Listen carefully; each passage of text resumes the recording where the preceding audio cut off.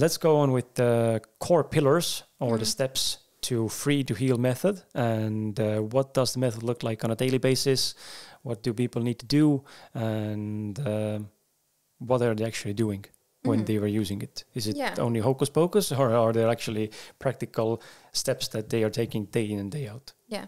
So what's different in the free to heal compared to others? This is like, it's a consciousness skill method that can be applied to any physical diseases and symptoms. But what people have to understand, it's not a treatment. Like treatment is if you, I don't know, you hurt yourself, then you get a treatment. It's something that you know, you direct to that thing. But what the free to heal is a method that teaches you how to react to your thoughts, emotions, and the physical sensations that the disease or whatever causes you. So I think that that's really important to understand. But anyhow, there's been like thousands of people who have done my online course, and I've gotten more than 1,000 emails and comments and testimonials from people who have healed from things that like modern medicine cannot heal, like allergies.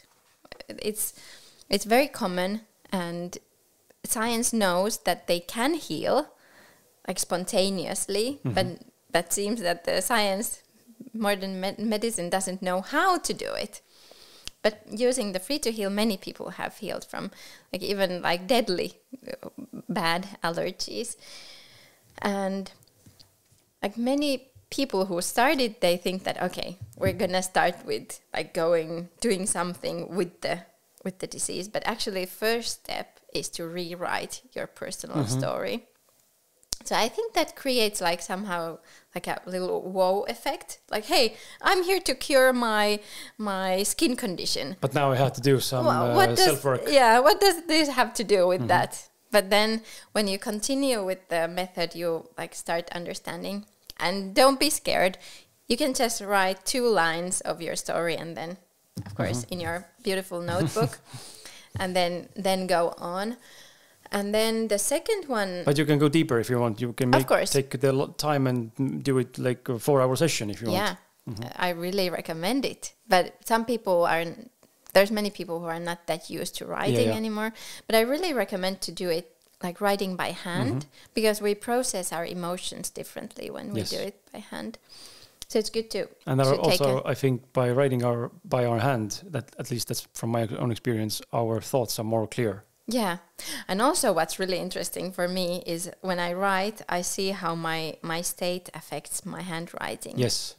It's like, sometimes it's like, it's terrible. I'm like, oh my. And then when you're in peace and you can write beautifully. But do you get bothered by it, by your handwriting, how good it looks for you? A little bit. Because I do. Yeah. And I know where it comes from. Yeah. From the childhood. Yeah. You know what happened to me when I have a very beautiful handwriting. Yeah. I can't show it to you right away, but I want to see it. You want to see it? Yeah. And I will tell you the story.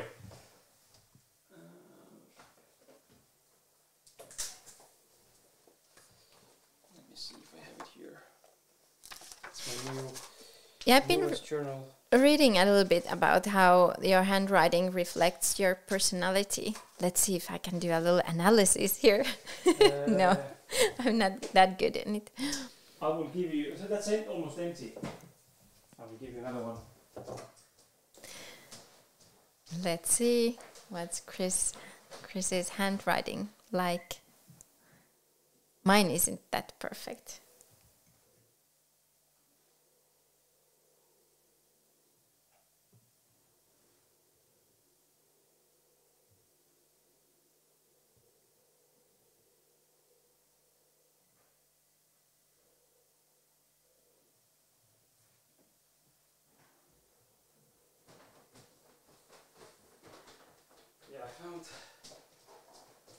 I found one of my older journals.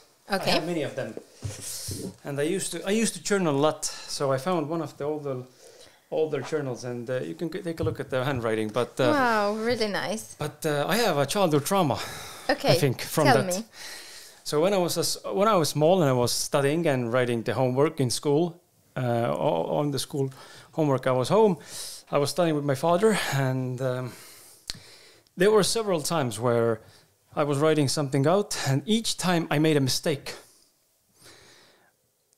And if I did some scratching on a paper, then my father, not always, but sometimes, gave me a small head smack again. And he ripped out the page again from the start. He has a very beautiful handwriting as well. Yeah. So there's two sides on the same coin. I have a good handwriting, but now when I'm older and I see that I'm starting to write a journal or doing my self-reflection part, and I see my handwriting is bad, as you mentioned, from the state I'm being in, I can't write. Yeah. I need to stop, and I feel bad because I know I want to write, but I can't do it because it looks ugly. Yeah. Even though no one else reads it, but it's too ugly for me. But that comes from the childhood. Yeah, yeah. But impressive handwriting, and it's really like consistent, because I see that my handwriting is different every day. But yours, I had the same throughout the years. Yeah. Wow. But you still also feel bothered. Of course, I do sometimes feel bothered by it, but then I talk to myself, oh, you're good, you're safe, you're nice, and it's so stupid. It's just handwriting. Yeah, but it's your inner guardian that Yes. thinks that it's like its life is in this. If it's not good, then you get smacked. Okay, but back to your point. You're writing the exercises. Writing the exercises. Then the second step is where we start perceiving our identity. How we have this kind of story me. And there are some people who are more like the story type, and some people are more the role type. But all of us, we have the story that we built. And then the roles that we hold. And of course the roles and story, they change through life. But we can also like start playing with them and changing them, so that we allow ourselves to heal. At least we give the permission to ourselves. And then we start going to the concept of the inner guardian. And with some people, it can be something that the inner guardian is very like, you can see it in their actions. They're maybe afraid of things, or they do certain kind of things because the inner guardian wants to keep them safe. But for others, it's like they're very, very physical. They have these like skin things. They have allergies or autoimmune diseases, or gut problems. And in the third step, we start to understand how our inner guardian is trying to protect us, by creating these symptoms. And then we dive into feeling and recognizing resistance in our own bodies and actions and emotions also. Sometimes we resist our emotions. And what's the really important step in the method is when we start and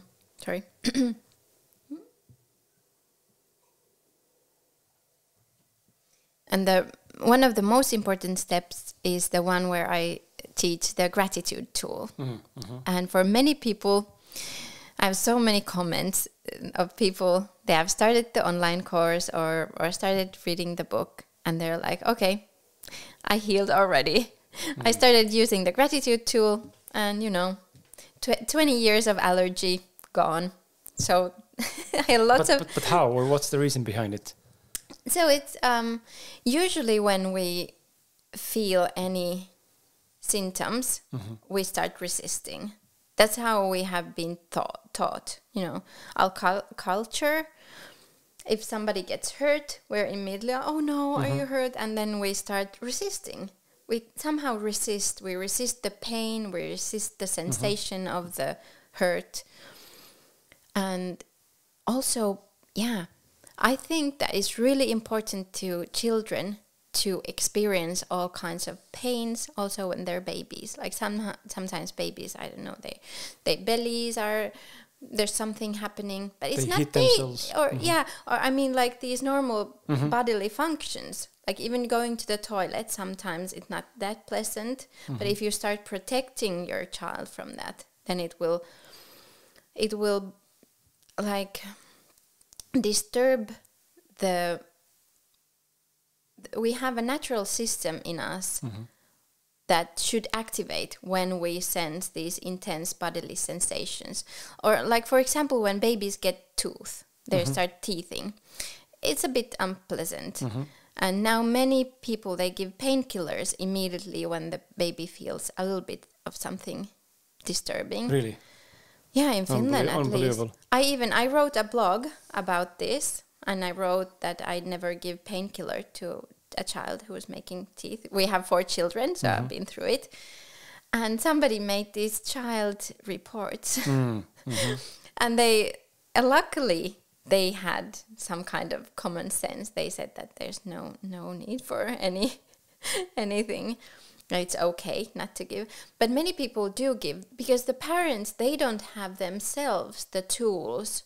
They resist so much these intense sensations themselves that they don't have the tools to show the baby that it's okay, you're safe, even though you're feeling these uncomfortable sensations. And yeah, that's something we have been taught, that we have something disturbing, then we're like, no, not this. And that's one of the root causes of illnesses. If you sense a little bit of something, allergy symptoms, and this like the resistance activates, then the symptom will become even stronger, because of course your body wants to get this message through. It's same, for example, with menstrual pains. Many women sorry, let's be specific. It's maybe it will change in the further future, but today only women experience menstrual pains, and menstruation is a natural bodily function. There's no reason why it should cause any pain. But if we live in a society like today, there might be that we have these beliefs that it's like you should be a little bit ashamed. It's like this secret thing. Many like girls, when they start the period, they are ashamed. They're not. Yeah, it doesn't feel like something beautiful happening. And then we start like creating this small resistance towards the womb and its important functions. And that will make the uterus like create more symptoms, because it wants to talk to us. And if we resist, it will like create this cycle. And then the pain could be like unbearable. And it could be even that a woman creates endometriosis, where in endometriosis, the uterus, like this tissue spreads. It doesn't stay in the uterus. It spreads in the belly, and I believe it's because the uterus tries to talk to us. Like in every cycle, we have this opportunity to process all the events that have happened, and like menstruation is one way of the body to process things, and if we resist it, it will not be able to do that process, and if we don't listen it will have to raise its voice. And when what I teach is the gratitude tool, and that changes everything, because it will teach you how to lose resistance and turn it into gratitude. And when you are in the feeling or vibration of gratitude, things will flow. I describe gratitude as lightning conductor. What is it in Estonian? Do you know? In Finnish, it's ukkosen johdatin. It's this thing that every building has. If the lightning hits, then it will take the energy of the lightning to the ground, so it doesn't Yes, I understand what you mean. You can't come up with the word. Because if there's a lightning, well, lightning is energy. It's just pure energy. And if you resist it, it will burn everything on its way. And you need something to conduct that energy. And what I teach is the gratitude tool. And when you use the gratitude tool, you become the lightning conductor. And then the energy, because energy and information are the same, and all the symptoms are messages.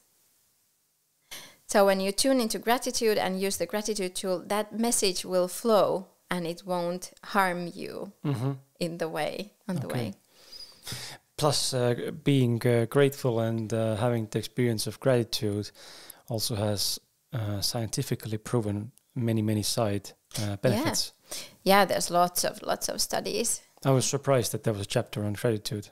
Honestly. Yeah, I don't know. I just felt surprised. I haven't practiced gratitude for years now, like deliberately, unconsciously. I used to do it a lot when I was younger, and that's where the diary came in.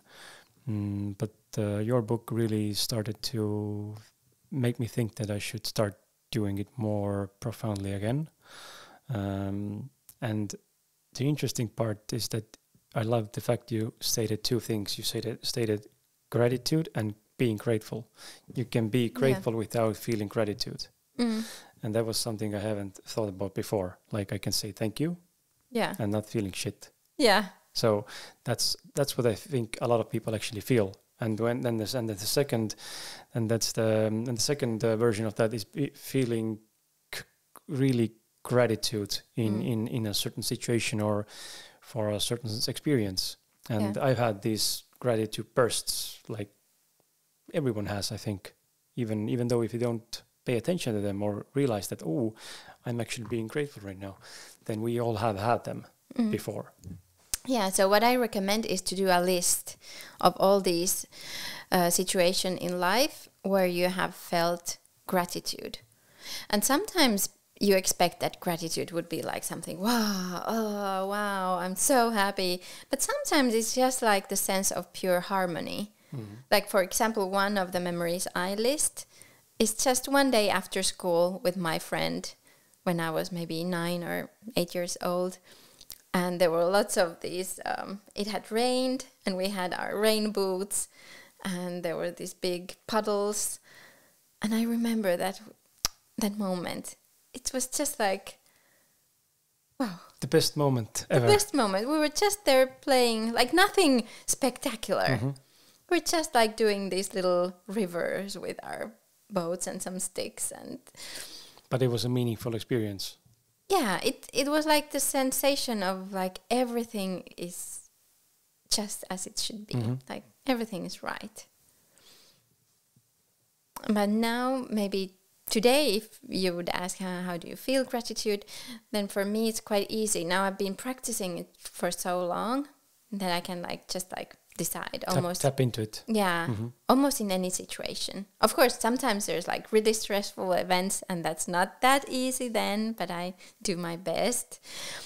But if I now like tune into gratitude, I feel like this incredible flow, like this energy flowing.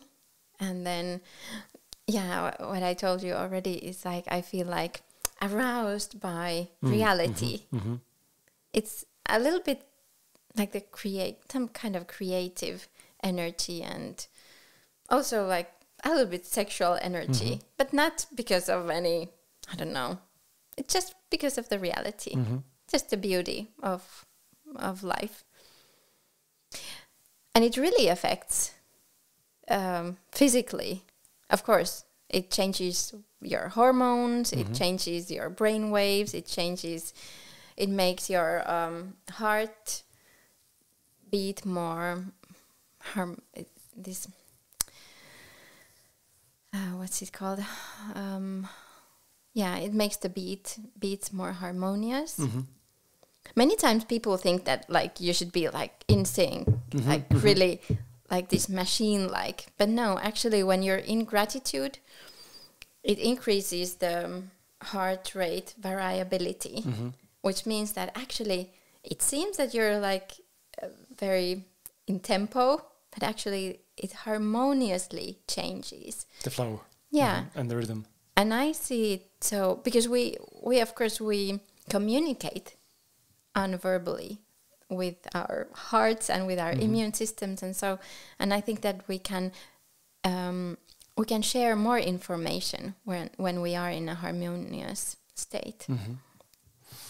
So if we talk about the free to heal method, then who is it for? Like, what kind of if people are listening and watching the show right now and they are starting to get curious about the book and the course itself, and so how can they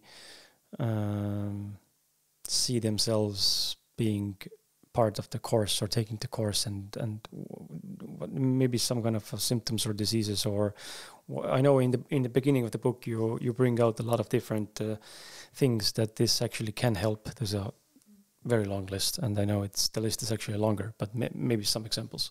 Yeah, I think that like the easiest things are allergies, hypersensitivities, autoimmune diseases, skin conditions, gut problems, irritable bowel disease, all these functional diseases, also asthma. Like the list is really long.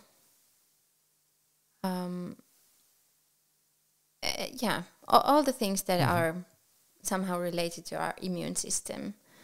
Also chronic pains. And that's just on physical level, also mentally. Yeah, this is on the physical level. Then lots of my clients have healed from depression or anxiety, phobias.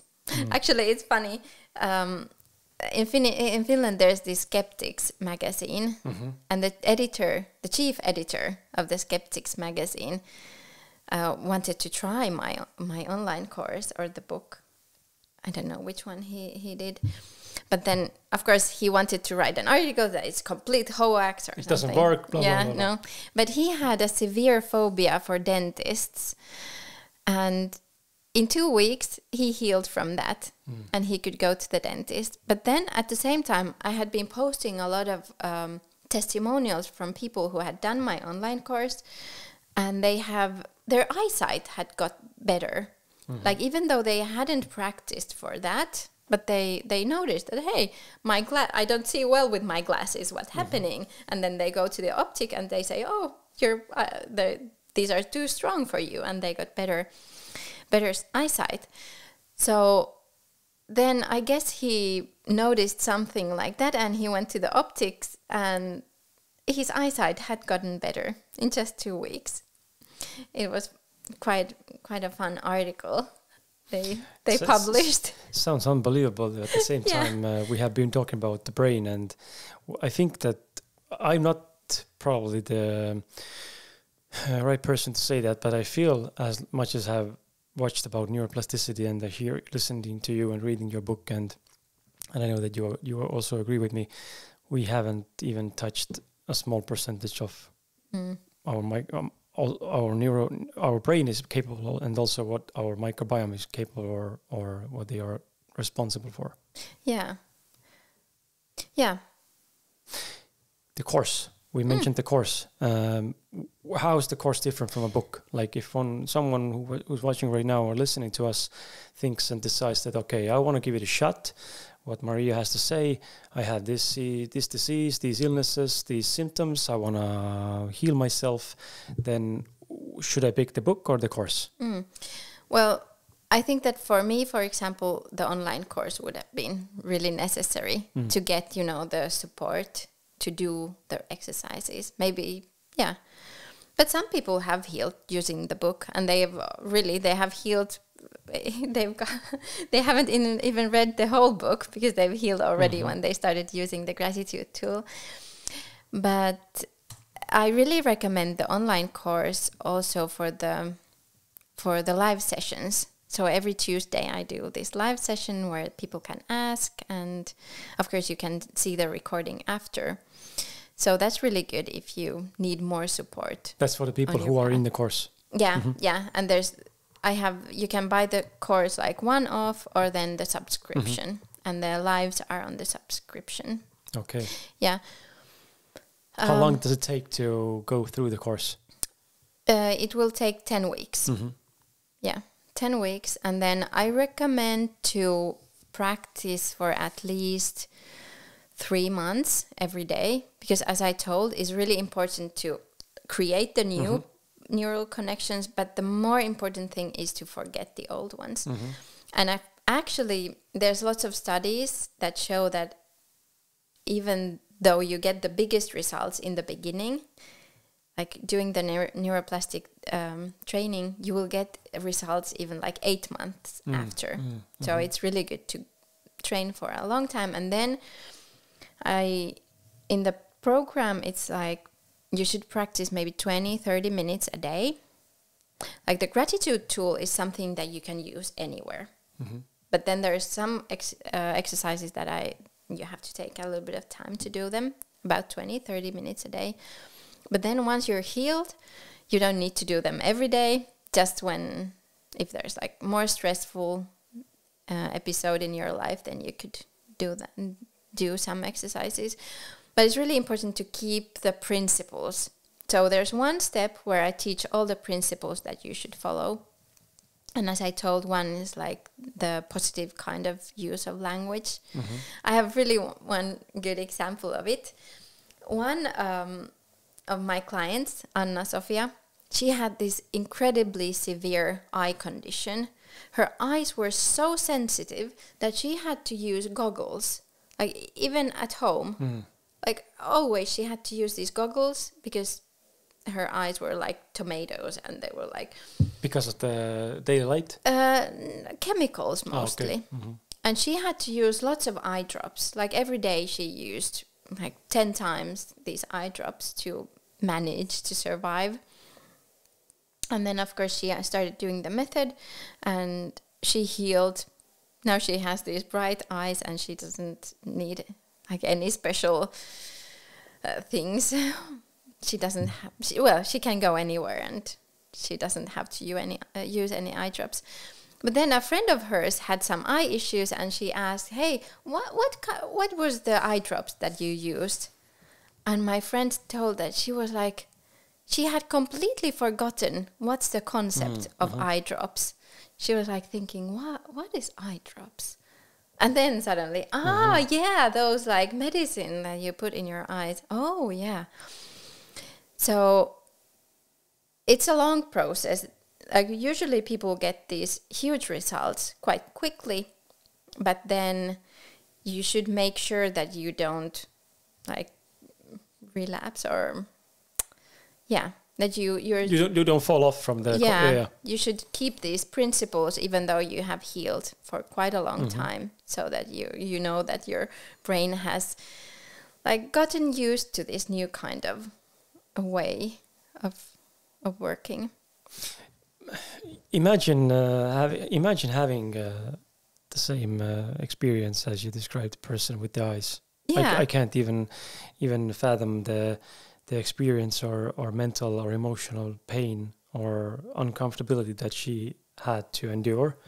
And everyone has some problems. We all have them. Either we want to accept them or not, or either we see them or we don't. But honestly, for the viewers and listeners, come give a chance. I almost say that in every episode when someone offers a course or a service as a coach or a therapist, I say that because I've tried a lot of different things on my journey with my own problems and difficulties, and you just never know what works. Yeah. I mean, it's just it might be the solution, it might be another step on your journey, but it's not going to be something that you don't need. Yeah, and it's never too late. I'm so excited now. I have this one course member, George from UK, and he's 80. 80. at least 80. And he said that he suffered from these really severe allergies for his whole life. I interviewed him, and he told that since childhood he has, like, he can't join people when they have, you know, parties, and he always feels separated because he can't eat with anyone. And he said that it's like it takes a lot of energy for him to have this special diet. And now he's taking care of his wife, who is having this Alzheimer, and it takes a lot of energy, like all his energy is in the wife. And now he said that he started the Free to Heal because for the first time, like, something made sense, because he couldn't understand, like, why is he reacting to foods. And when he heard my theory that it's just your immune system that has made this misunderstanding, this misconception, he said that it made sense. And he understood that if he can change that, he could then at least have a little bit of, you know, more freedom, so he would have more energy to take care of the wife. So it's never too late. And he said that he just started the online course, and he already sees how he has more energy, he's more free, he's more trustful, and he has this prosperous way of seeing the future. That's so interesting. So if anyone wants to get your course, you can go to marianordinofficial.com, and you can use the discount code or a special offer code KALA, which can be written or spelled KALA, and you will get a 15% discount for the course. The code will be valid until the end of 2025. And also there is a giveaway, a friendly reminder, it's a giveaway. Please go and use that, and also go get the book for Estonian readers and listeners, million.ee. Chriskala code gives you minus 10%. And for the English and Swedish readers, Finnish, English and Finnish readers, you can go and click on the links in the description box that will lead you to the right direction. Yeah, of course, you can buy my English book also from my online shop. And will they get also a personal dedication? Not.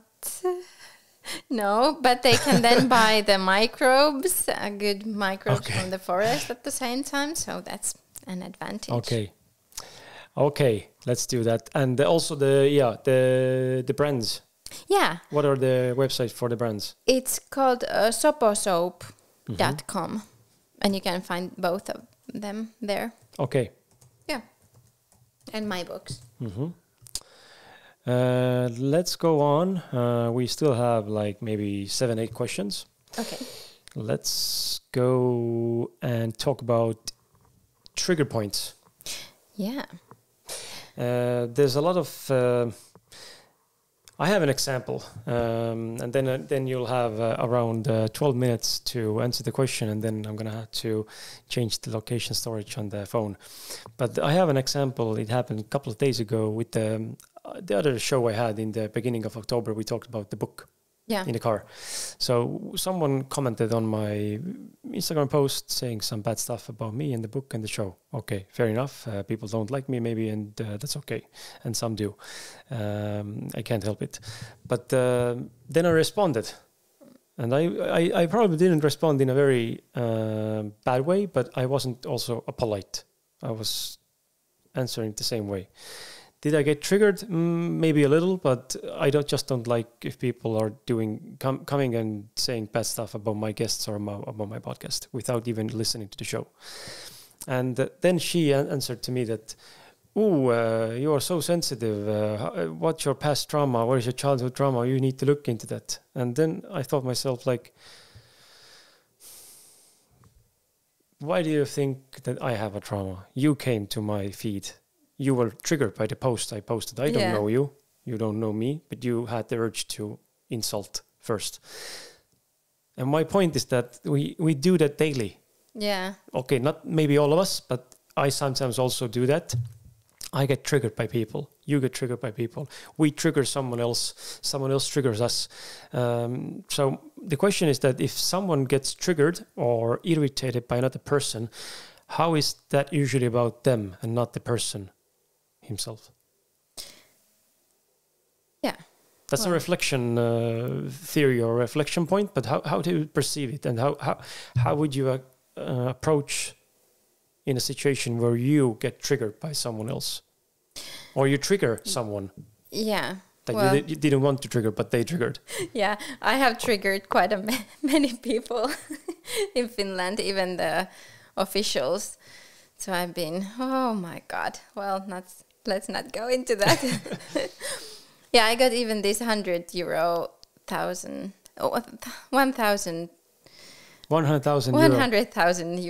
penalty fine because of my online course. Unbelievable. Then I had to go to the official court where they cancelled it. Oh, I mean the fine, not my online course. So you won the course? Yeah, I won. But yeah, I think that we get triggered because our inner guardian thinks that we are threatened. And sometimes it's like, now I see that in this time, like many people, they somehow protect their own worldview. And if somebody somehow threatens that, they get triggered. So at least in my case, my method, my thoughts, they have threatened this kind of worldview. And of course, people create their identities according to the worldviews. If their identity is really tied to this scientific, and the thought that there's the right way to do things and there's a wrong way to do it, then doing things differently is quite triggering. So it's all about perspective and the values I stand for. Yeah. Or the close-mindedness, if I don't see the other options. And I guess we all are in different places in the path, and some people, they get triggered more easily. But hey, this is something, like, it's easy to talk about being triggered like this. If somebody hurts yourself.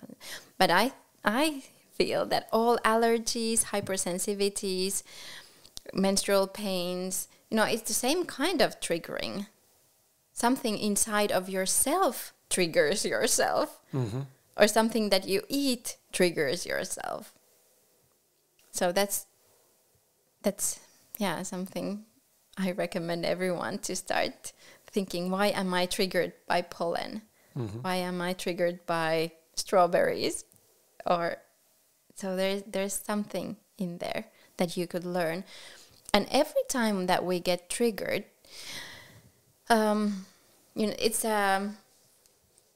it's energy. When you get triggered, you sense there's energy. And it's actually your own power that you are holding back.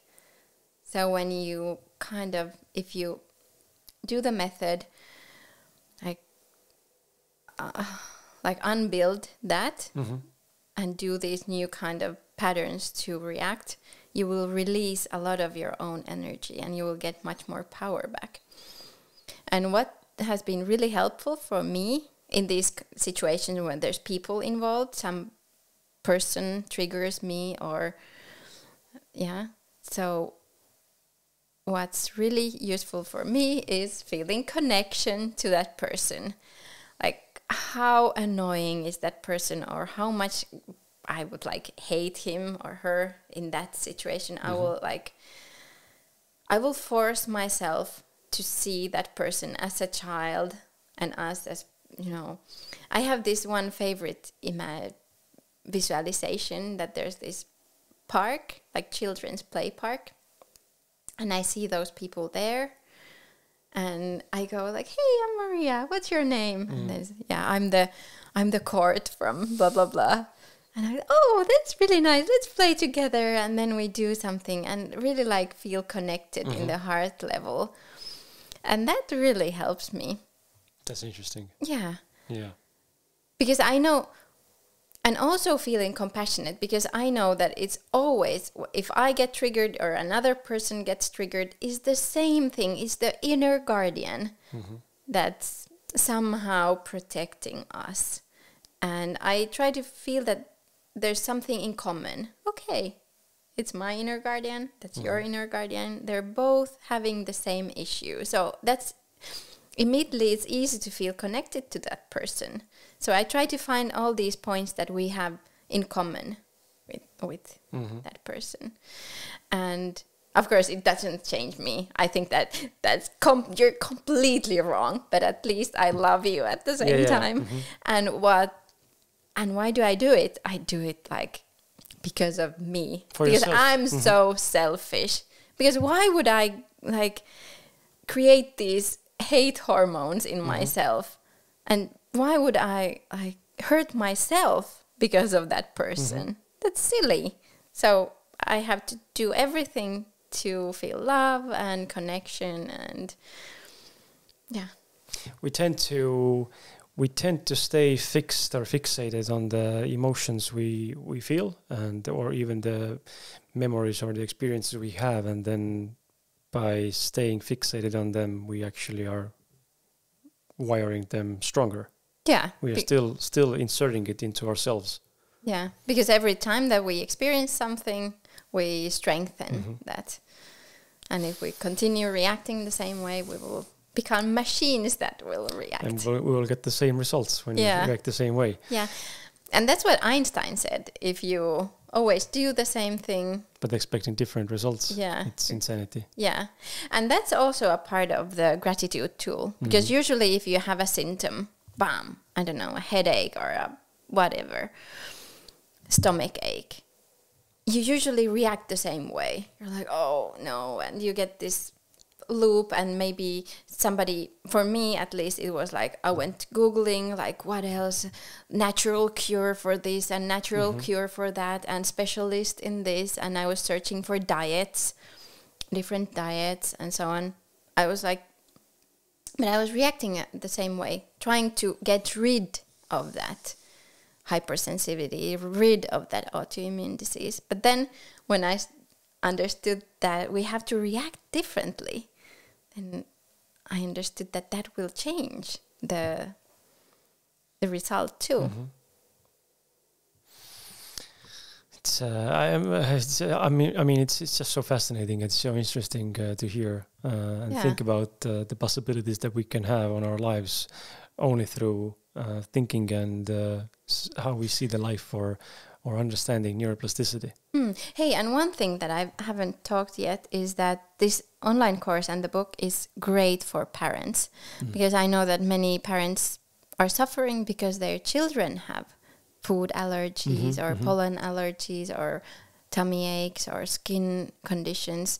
It's very common now that children have problems. And I have so many testimonials of parents who have started doing the Free to Heal, and their children, babies or small children or even teenagers, have healed. And there's, in the end of the course, so I always recommend that the parent first does the whole course and starts practicing the method to herself or himself. And then there's the instructions on how to apply it to children. So for babies, mostly it's okay if the mother does it, because we are so connected. Mother starts doing it, and also that will affect the baby. And then with toddlers, small children, you can tell the exercises as stories. For example, my children, they also had these gluten and mold and dust allergies. And I just told them these stories according to the principles, and they healed. And there's been lots of people, even children with this childhood rheumatitis. Yeah, they have healed. Oh, there's a long list of diseases that can be healed, because like the defense system, the inner guardian of the parent and child, they're all the time communicating. And when the parent changes the way their inner guardian is reacting, it will affect the child too. Can they read? You also have some of the reviews on their website, right? Yeah. marianordinofficial.com. Yeah, there's lots of videos and also written stories. Testimonials.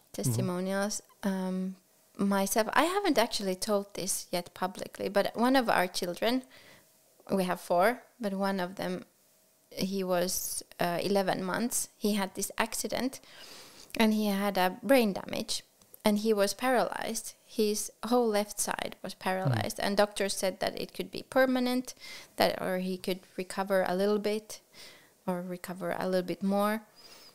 But I was in intensive care with him, and of course I had my tools, and I started doing the method there, and I was holding him and I was doing the visualizations and just tuned myself into gratitude, and I was so happy, so grateful.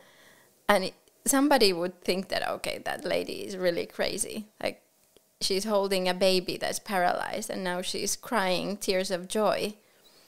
But I thought that in that moment, the most important thing for the recovery of my child is that he can, reflect and sense these happy hormones.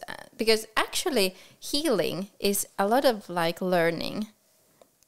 And I know that learning happens when you are joyful, happy. There's this saying that like learning something takes 17 repetition, unless if you're playing, then it's just 1 or 2. Because it's really easy to learn when you are in a good mood. So I thought that it worked. It worked. Yeah, nobody could see anything. Now he's really healed. But healing is like learning, because you have to learn a new way to react, and you have to unlearn, and you have to build a new identity, which is also a learning process. Interesting. So I really recommend this method to all parents whose child is suffering from something. So give it a try, guys. Again, one more time, let's go through the different things. Please go and participate in the giveaway. Like the video, comment Free to Heal, subscribe to the channel. Also subscribe to Maria's channel at Maria Nordin FTH. If you want to find the book, there will be links down below in the description boxes. And if you want to participate in the course, please go to marianordinofficial.com. Use the code KALA. You can also see the written word in the description, and you will get a 15% discount for the course, and the code will be valid until the end of 2025. If you want to have the products that Maria brought me, you can use the website soposoap.com. Yeah. Yes, and that's also in the but description section, so you will see the writing or spelling. My question, let's talk about thoughts and memories and emotions. And I've felt it personally many, many times, and I believe that you also have, and I think many viewers might have as well. We have the sense of feeling that negative experiences and feelings and thoughts are much more harsh and stronger than the positive ones, and they tend to come more easily. Maybe it's obviously not maybe, but obviously it's changeable. But I think by default, it seems that we are programmed to think in a negative way. So, what are your thoughts about it, and how to change the perspective from being on a default factory settings to think negatively to bring ourselves to start thinking and seeing the world in a more positive way? Yeah.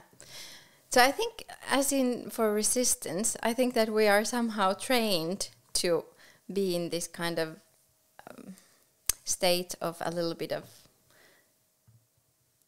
not that relaxed. And actually the past is not like static. It changes according to the state that you are in at the moment.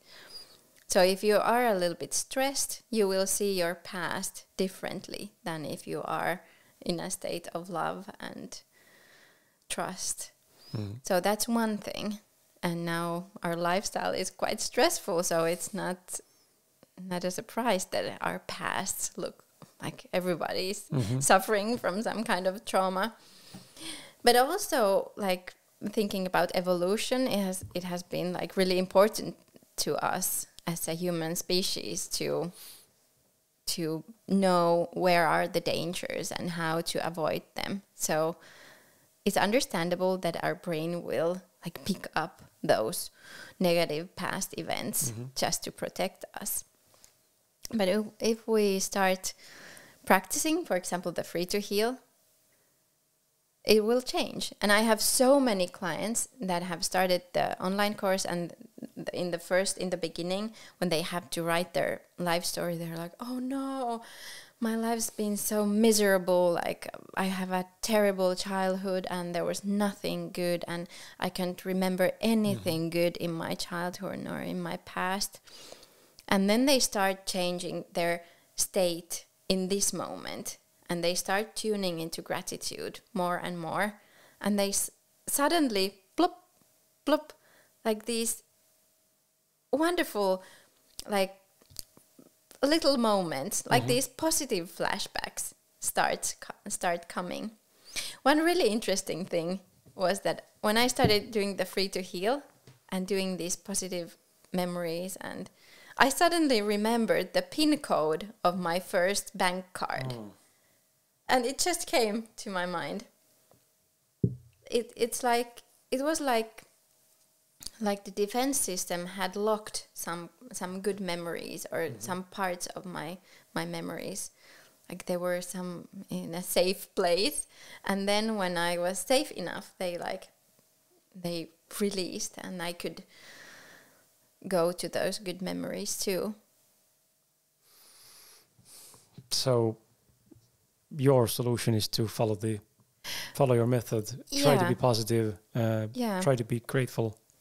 And one thing is that I feel that in our culture, we might even feel a little bit more appreciated if our past is full of these bad memories. You know, you get certain kind of like, whoa, okay, you can get even some kind of status because you have this kind of you have come through something bad. And of course, and in my case too, I have these like you have your illness that you had, that's your story. But then when I think about like, I can also decide to see my past so that I only see the good things. And it's just as true as the other story. It's just like what we decide to put our focus on. But I feel that many people, they want to have their illnesses and sicknesses because they get some kind of appreciation. And that's one of the benefits of having an allergy or severe something. Attention. You get attention and appreciation.